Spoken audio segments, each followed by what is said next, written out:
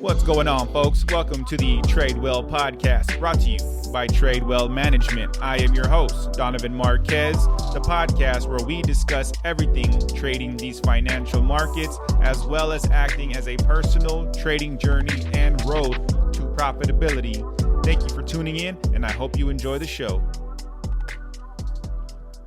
Good morning, everybody. How's everybody doing this morning? I hope we are off to a great start. I know I am today.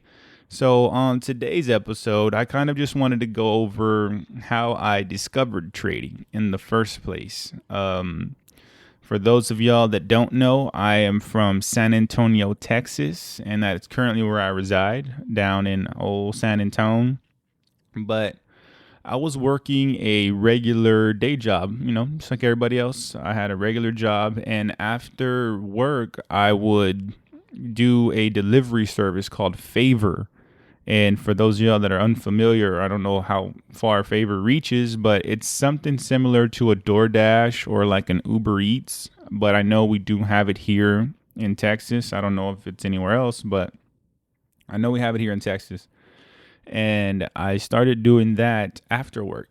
Sometimes when they didn't need me at work or they would let me go early or whatever the case may be, I would log into the app and do deliveries, mostly grocery deliveries, sometimes, food orders and things of that nature.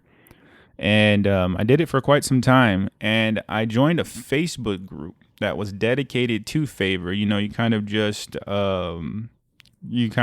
communicate with people that are doing it, and they tell you like what's a good time to do it, what hot spots, things of that, nature to kind of just, it's a community centered around Favor. Anyway, I was pretty active in it. I would talk to people almost every day, and it was pretty cool.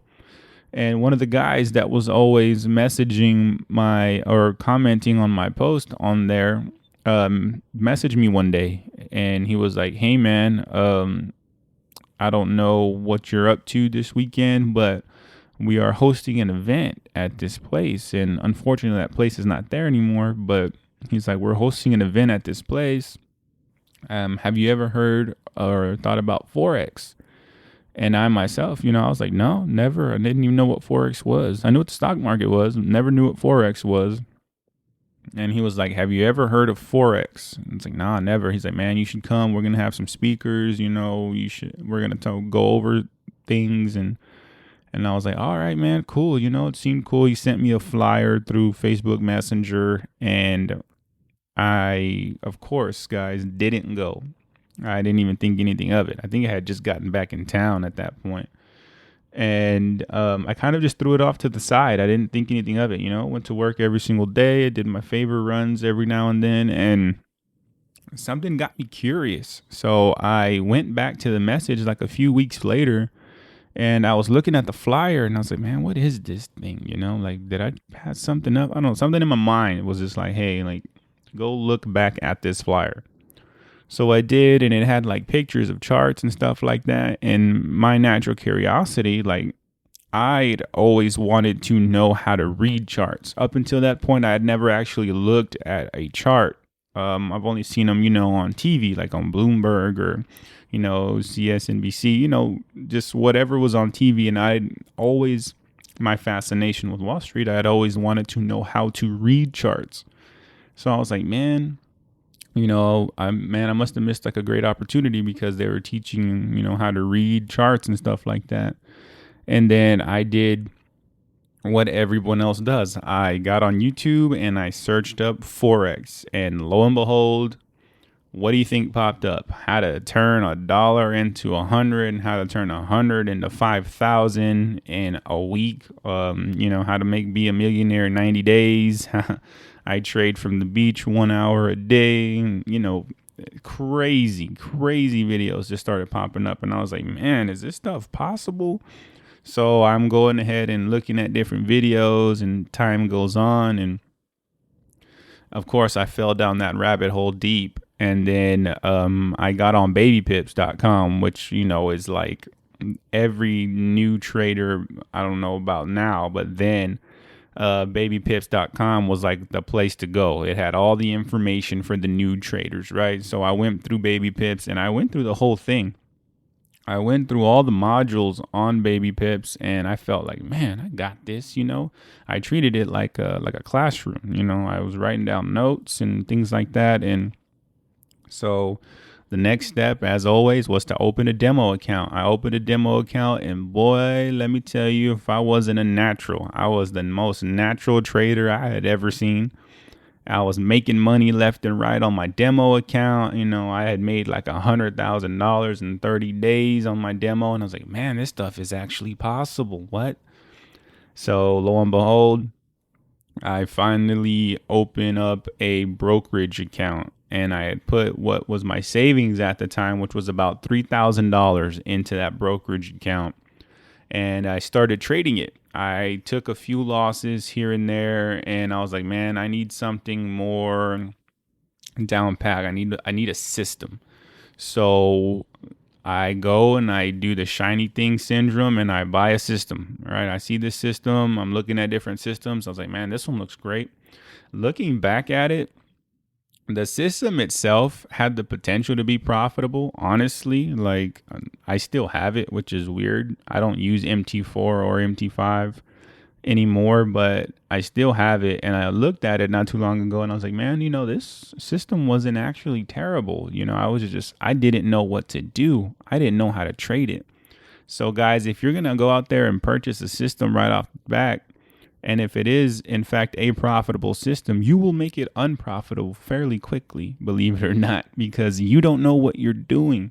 It's conscience and competence, guys. You do not know what you do not know. So I started trading that system. I had some wins, and I was like, oh, man, this is pretty good. But, of course, in the end, the markets came back to get me, and I lost all $3,000 of my savings at the time, which, looking back at it, really sucked.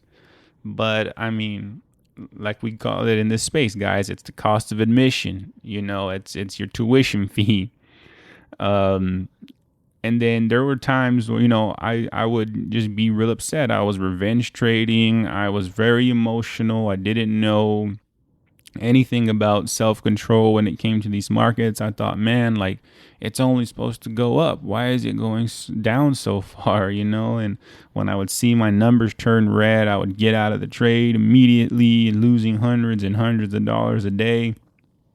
And that's how it happened, guys. And on and off now for my trading journey, which has been about 3 years now, I've taken breaks from trading. There were times where I was like, man, I can't do this. I can't do this. And I'd walk away for weeks at a time. This most recent time was months at a time. And there was always something calling me back to it. Like, just calling me back to trading. Like, I don't know. I just couldn't let it go. And it's not because I had this get rich quick scheme on my mind. It's just something I couldn't let go of. I don't know. There's just some kind of force connecting me to trading. I don't know what it is, but then, of course, I got back into it. Looking back from then to now is a complete change, into how I'm trading now. But that comes with time, guys. You need to spend time doing this. You are going to take losses. It's inevitable. It's part of the game. And sometimes you're going to just feel like everything you do, every trade you take goes against you.